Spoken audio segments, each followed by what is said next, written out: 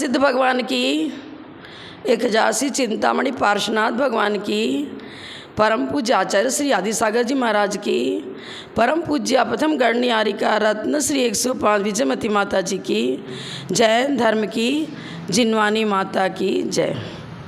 बंधुओं, मैं आपसे कुछ ऐसी तात्विक चर्चा करना चाहती हूँ जिसके विषय में गंभीरता से विचार करना अति आवश्यक है। औरंगाबाद राजा बाजार में गुरुदेव का आगमन हुआ, तत्व चर्चा चल रही थी।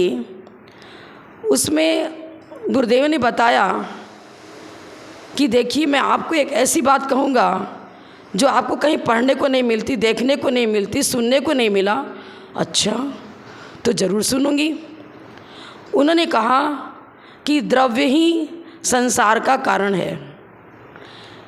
द्रव्य संसार का कारण है। संसार की का स्वरूप तो अलग है। द्रव्य और संसार के साथ कार्य कारण भाव ठहरता नहीं। प्रथमानुयोग, करणानुयोग, चरणानुयोग, द्रव्यानुयोग, किसी भी अनुयोग में द्रव्य को संसार का कारण नहीं कहा गया है।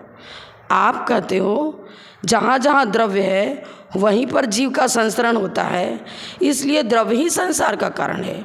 और द्रव्य लोकाकाश में पाया जाता है और लोक को ही उन्होंने संसार कहा।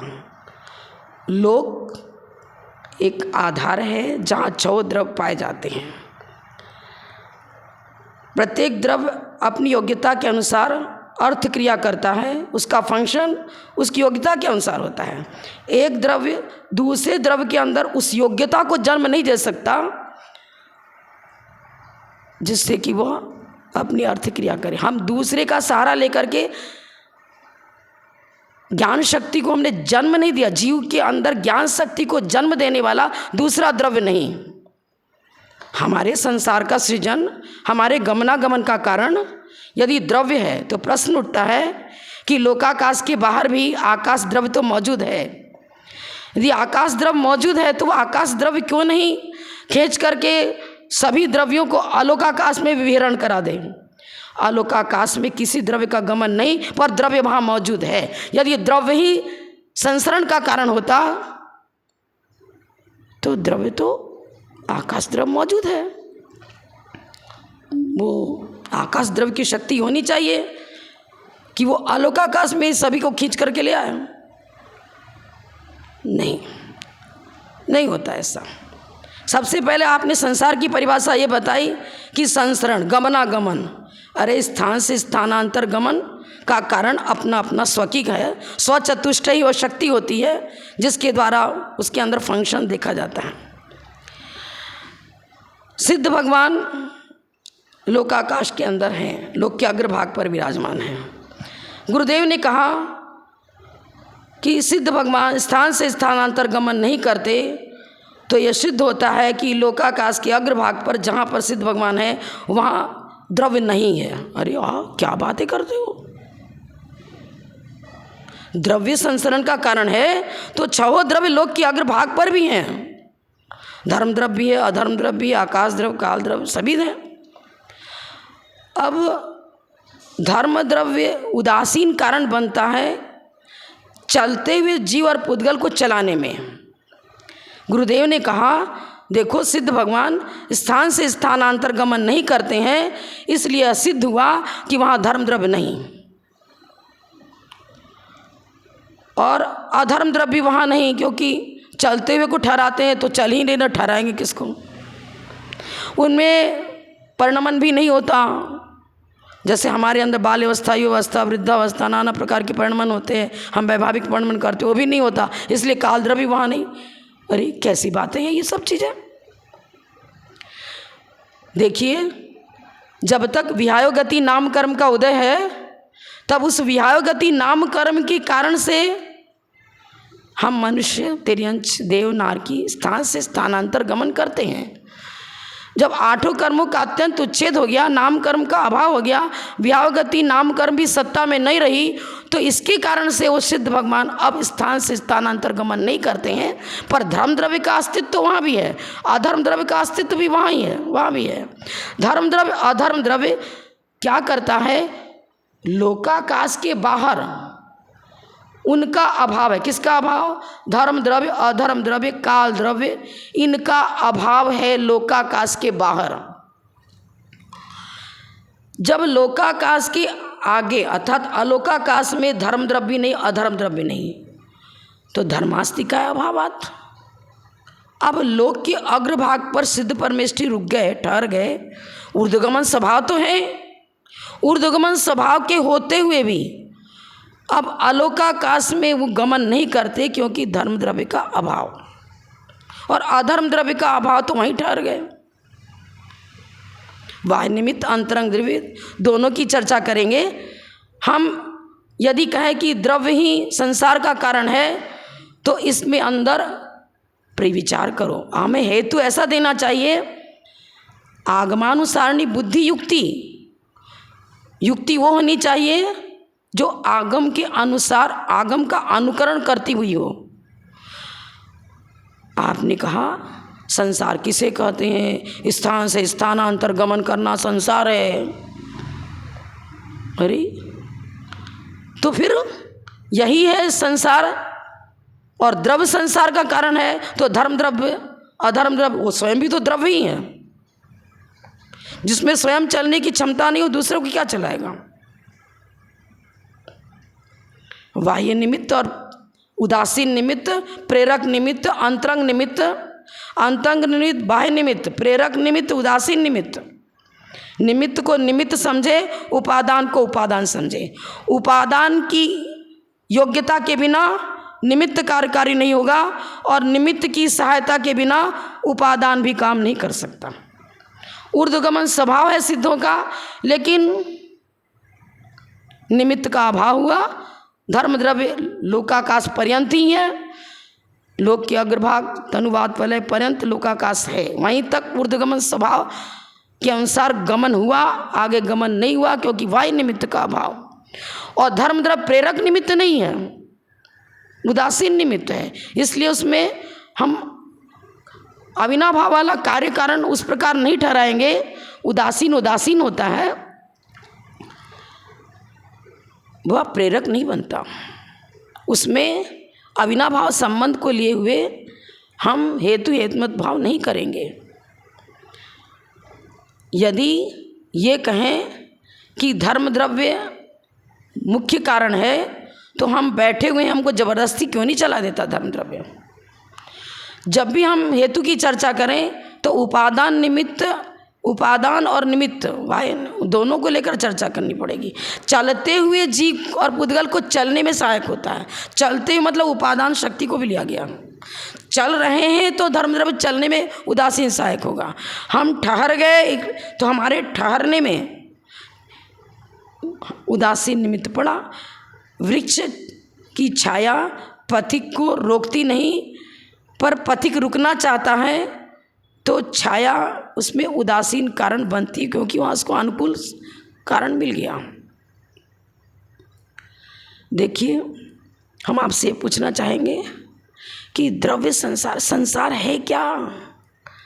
अरे कर्म कांड के अंदर बताया है कि कम्मकय मोह वड्य संसार अम्मी अनादिजुत्तम्मी जीवस्सवट्ठाणम करेदि आउ हलिव नडम। पहले ऊपर की लाइन की सिर्फ चर्चा करेंगे हम। क्या बताया है? कर्मकृत मोह वर्धित, ये संसार का विशेषण दिया। विहायगति नाम कर्म का अभाव हुआ तो सिद्ध परमेष्ठी ऊर्ध्वगमन स्वभाव वाले होते हुए भी अलोकाकाश में गमन नहीं करते। द्रव्य संसार का कारण है, द्रव्य संसार का कारण है, तो द्रव्य तो पूरे लोकाकाश में भरा पड़ा हुआ है। धर्मास्तिका है वहाँ पर, फिर वो धर्मास्तिका है क्यों नहीं सिद्ध परमेष्ठी को ढाई दीप के अंदर पुनः ले आता है और पुनः उनको क्यों नहीं गमनागमन करा देता है? प्रश्न उठता है। उदासीन कारण है वो, द्रव्य संसार का कारण नहीं है। यह द्रव्य संसार का कारण होता तो धर्म द्रव्य, अधर्म द्रव्य, आकाश द्रव्य स्वयं भी तो द्रव्य हैं।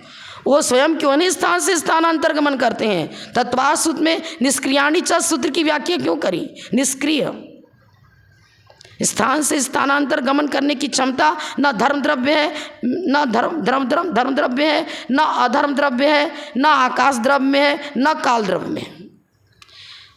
जीव और पुद्गल को छोड़कर अन्य किसी भी द्रव्य की उपादान शक्ति उसके प्रकार नहीं है जो स्थान से स्थानांतर गमन करें। मात्र जीव और पुद्गल में स्थान से स्थानांतर गमन करने की शक्ति है। और आपने कहा द्रव्य संसार का कारण है, तो द्रव्य में तो 6 द्रव्य आते हैं, वो संसार के कारण कहाँ बन रहे हैं? अव्याप्ति, अतिव्याप्ति, असंभव दोष से दूषित जो हेतु है उसको हेतु न बनाया जाए। द्रव्य संसार का कारण नहीं है। यह हेतु यदि दिया जाता है तो हेतु आभास होता है, उसमें अतिव्याप्ति दोष भी आता है, क्योंकि द्रव्य में आकाश द्रव्य तो लोक के बाहर भी है।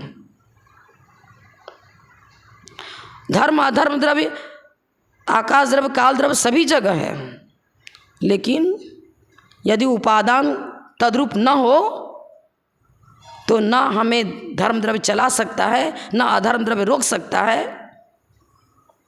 हमें रुकने की क्षमता है, हमें चलने की क्षमता है। जब जीव और पुद्गल स्वयं गमनागमन करते हैं तो धर्म और अधर्म द्रव्य उसके गमनागमन में सहकारी कारण उदासीन बन जाता है।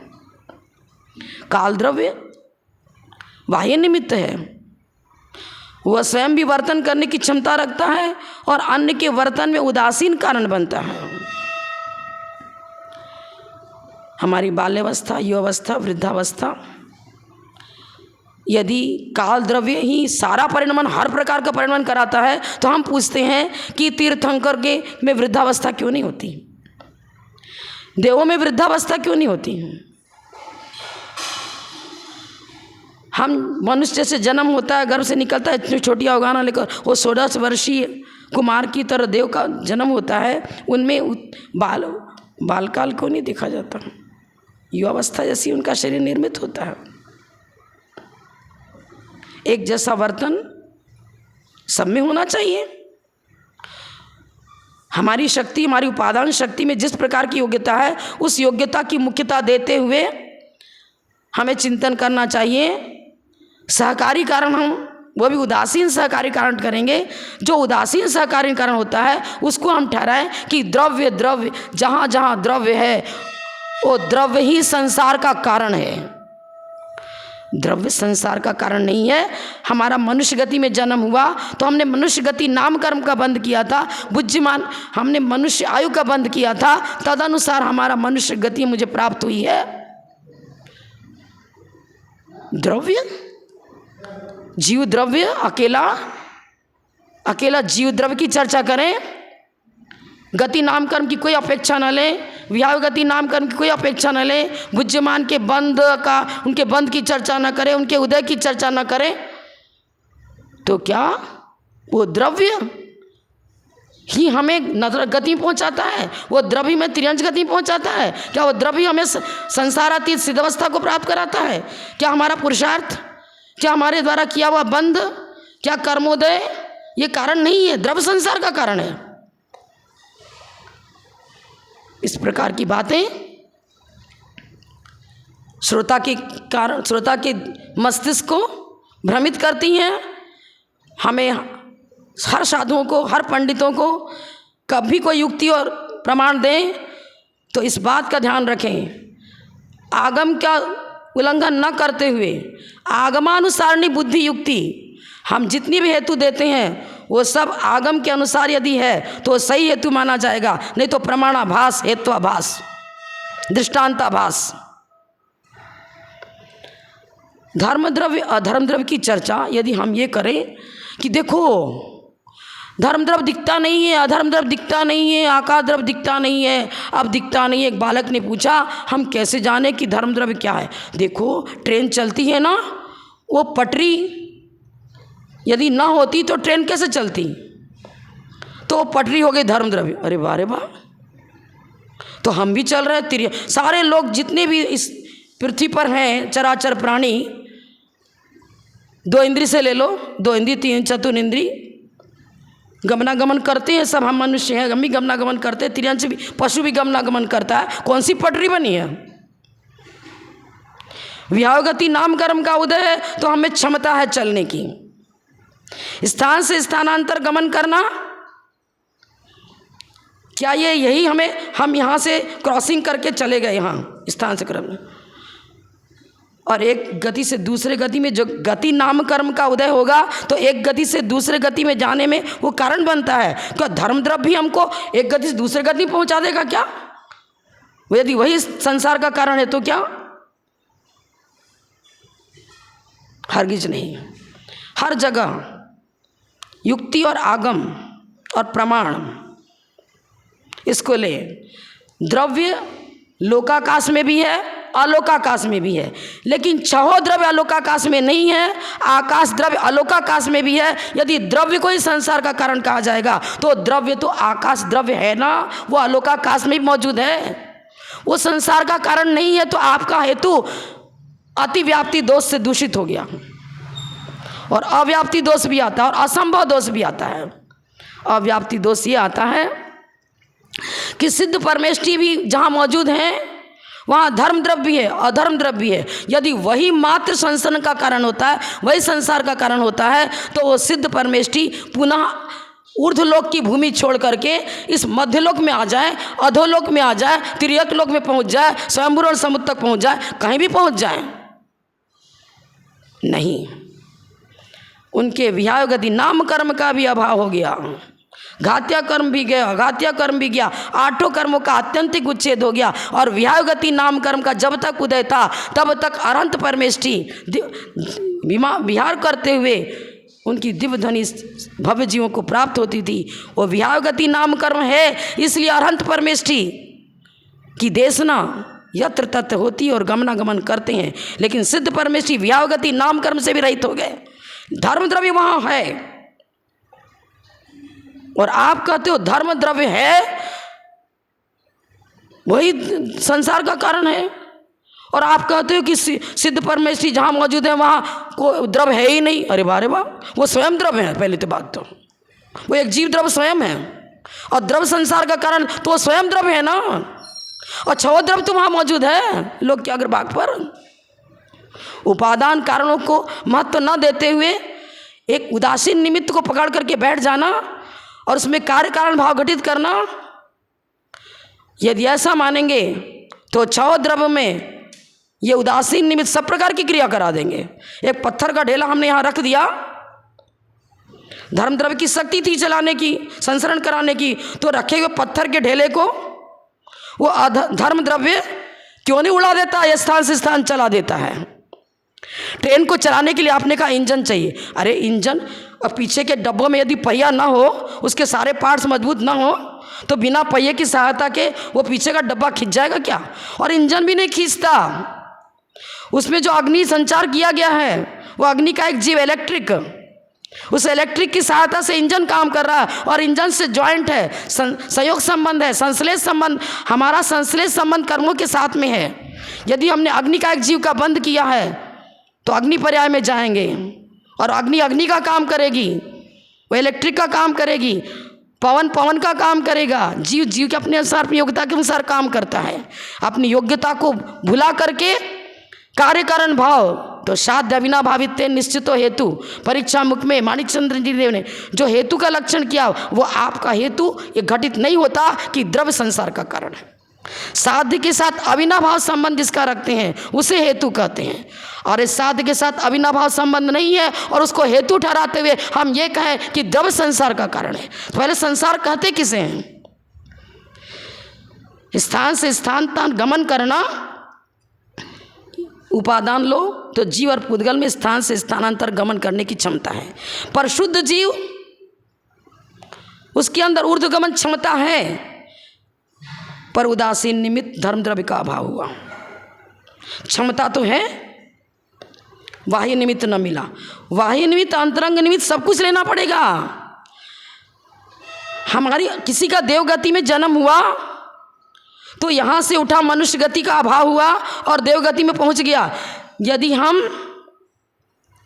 क्या कहें, विग्रह गति में किसका उदय होता है? कार्माण का योग, अनाहरक अवस्था होती है।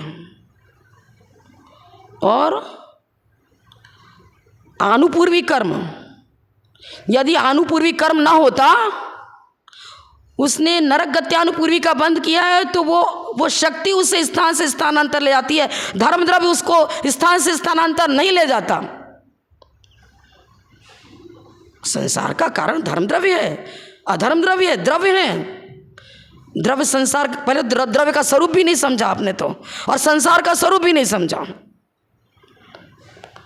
संसार कर्मकृत मोहवर्धित, हमारा चारों गति में संसरण तब तक हो रहा है जब तक कर्म है। यदि मिथ्यात्व कर्म हट गया, अनंतानुबंधी हट गया, उसका हमने उच्छेद कर दिया, उदयाभाव है, तो चतुर्थ गुण स्थान हो गया। अब नरक गति का बंद नहीं होगा, तिरंच गति का बंद नहीं होगा। अरे यदि द्रव्य ही संसार का कारण होता तो धर्म द्रव्य अधर्म द्रव्य मौजूद है ना। मनमाही धर्म द्रव्य किसी को नरक पहुंचा देता, किसी को स्वर्ग पहुंचा देता, किसी को तिरंग बनाता, किसी को देव बना देता, किसी को सिद्ध बना देता। धर्म ही संसार का कारण है, स्थान से स्थानांतर गमन कराता है। वो हमें देव में पहुंचा देता, नरक में पहुंचा देता, तिरंग में पहुंचा देता, कहीं पहुंचा देता। आनुपूर्वी कर्म एक जीव को एक स्थान, एक गति से दूसरे गति में पहुंचाता है। कर्मकृत मोहवर्धित संसार है। ये दो हेतु हटा दें तो संसार नहीं। संसार किसी द्रव्य का नाम नहीं, किसी पर्याय का नाम नहीं है, किसी वस्तु का नाम नहीं है। संसरण दो प्रकार का होता है, एक स्थान से स्थानांतर, हम विहावगति नाम कर्म के उदय से एक स्थान से स्थानांतर गमन करते हैं, वो हुआ। और एक गति से दूसरे गति में पहुंचाने वाला आनुपूर्वी कर्म, कर्मकृत संसार की परिभाषा। और मोहवर्धित, दर्शन मोहिनी चला गया। अब धर्म द्रव्य हमको नरक में पैदा करने की जरा क्षमता रखे ना, पहुंचा दे, तब देखें हम क्या होता है। नरक गति सत्ता में ही नहीं है, नरक गति उदय में ही नहीं है, नरक गति का बंद ही नहीं किया है, सम्यक दृष्टि है। 8 गुण स्थान पर्यंत, 8 गुण स्थान के 6ठे भाग पर्यंत तीर्थंकर प्रकृति का बंद होता है। और गुण स्थान की अपेक्षा आप चर्चा कर लेना, कहाँ कहाँ तक देवायु का बंद होता है, कहाँ कहाँ तक तिरंच आयु का बंद होता है, कहाँ तक किस गति का बंद होता है।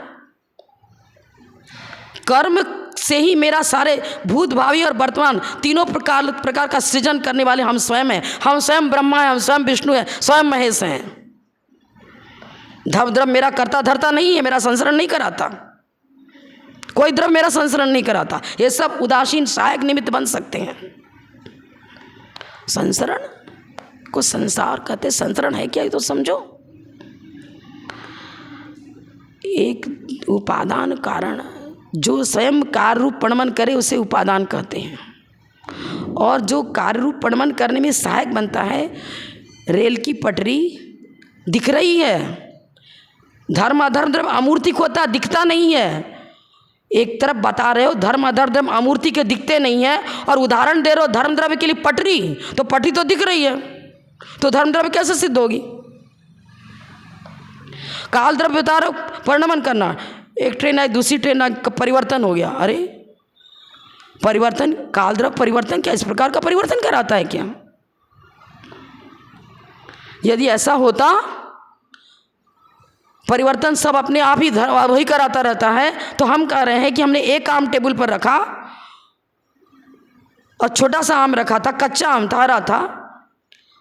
वो टेबल पर रखा हुआ आम जो छोटी सी पर है, काल द्रव्य उसको रखा है, बड़ा क्यों नहीं बना देता।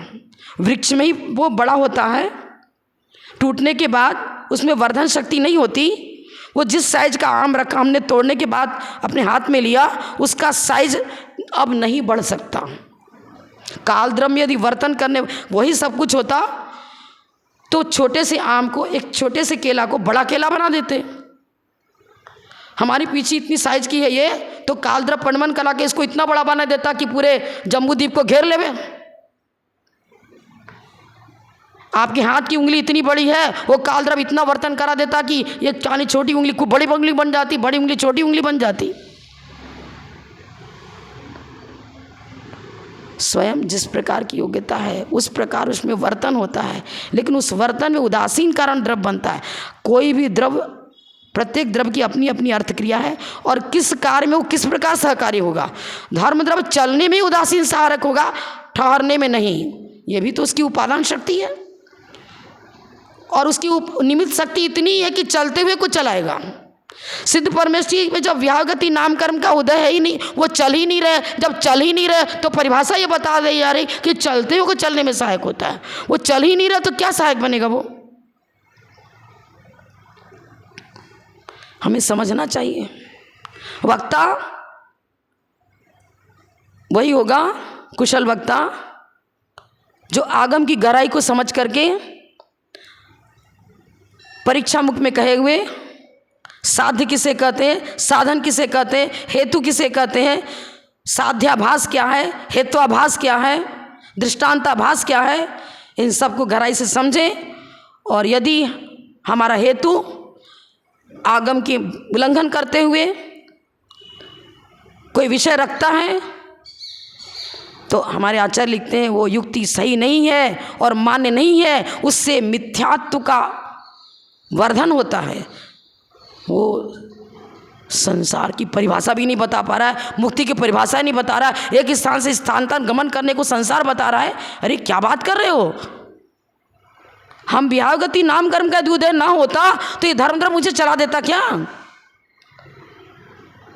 जिसके अब धर्म द्रव्य है, नाम कर्म किसके साथ होगा, नाम कर्म का बंध कौन करता है, जीव करता है। कर्माण वर्गणाएं हैं, वो कर्म रूप परिणत होकर जब जीव के साथ संश्लेष संबंध को प्राप्त होते हैं। हम ये कहें कि पूरे लोकाकाश में कर्माण वर्गणाएं मौजूद हैं और उनका एक विश्वोपचय परमाणु का भी एक क्षेत्रावकाश संबंध है, कुछ नहीं। हमारा परिणमन, हमारी उपादान शक्ति जिसको खींचना चाहती वही खींचता है। जब हम वैभाविक परिणमन करते हैं और हमने ऐसा परिणमन किया जो नरक आयु का बंद करा दे तो बंद हुआ। और यदि हम तपस्या करते हैं तो श्रेणिक महाराज 7वें नरक की आयु बांधी थी, पहले नरक में गए क्यों। सर्वे सर्वा धर्म द्रव्य है, सर्वे सर्वा अधर्म द्रव्य है, किसको नरक पहुंचा दे, किसको तिरंत में पहुंचा दे। अरे क्या खत्म कर, संस्करण में उपादान शक्ति की मुख्यता लेनी पड़ेगी और ये सब उदासीन कारण है। सामान्य हेतु को हम के साथ कार्य कारण भाव घटित नहीं करेंगे। यदि सामान्य हेतु के साथ कार्य कारण भाव घटित कर दें तो चलता हुआ जीव पुद्गल ही क्यों चलता है, किसी भी द्रव्य को चला देंगे। आकाश द्रव्य को भी लोकाकाश को अलोकाकाश में पहुंचा दो, अलोकाकाश को लोकाकाश में ले आओ। क्या दो द्रव्य है क्या लोकाकाश, एक द्रव्य है अखंड। जहाँ निवास स्थान को आकाश में चंद्रमा है तो क्या चंद्रमा को आकाश ने जन्म दिया क्या। वो आकाश ही वो चंद्रमा को कभी पूरब में दिखता है, कभी पश्चिम में दिखता, गमन कर रहा है, मेरु पर्वत की प्रदक्षिणा दे रहा है। तो प्रदक्षिणा देने में आकाश ने चंद्रमा को जन्म नहीं दिया। हम जिसको आकाश कह रहे हैं वो लौकिक क्या है, क्या बता रहे हो आप। हम भी जमीन में बैठे पर हम लोकाकाश के अंदर ही हैं। आकाश सर्वत्र है, व्यापक है। जहाँ से आलोकाकाश प्रारंभ होता है उसकी एरिया को छोड़ दो, बाकी सब आकाश है। हम जहाँ बैठ रहे हैं ये भी आकाश है। छहों द्रव्यों को जो अवगाहन देता है। हम यहाँ मौजूद हैं, क्या ऊपर जो नीला नीला आकाश दिख रहा है वो आकाश है क्या। अरे तो ऋजु विमान जो है ना, उसकी कांति इस प्रकार की, उसका कलर इस प्रकार का है। आकाश तो अमूर्तिक होता है, पुद्गल में वर्ण गंध रस पाए जाते हैं, वो तो आकाश है ही नहीं। टेबल पर पुस्तक रख दी तो टेबल ने पुस्तक को जन्म नहीं दिया। पुस्तक का स्वरूप, उसकी अर्थक्रिया, उसका स्वभाव, उसका स्थान से स्थानांतर गमन कराने वाला वो टेबल नहीं है। आधार आधे भाव है और आधार आधे भाव भी उपचरित असद्भुत व्यवहारने से, शुद्ध निश्चय से तो हम जो जीव द्रव्य हैं, हमारा आत्म प्रदेश ही मेरा अवगाहन है, अवगाह स्थान है। और भी चलो व्यवहार की भूमिका में तो शरीर प्रमाण मेरी आत्मा है।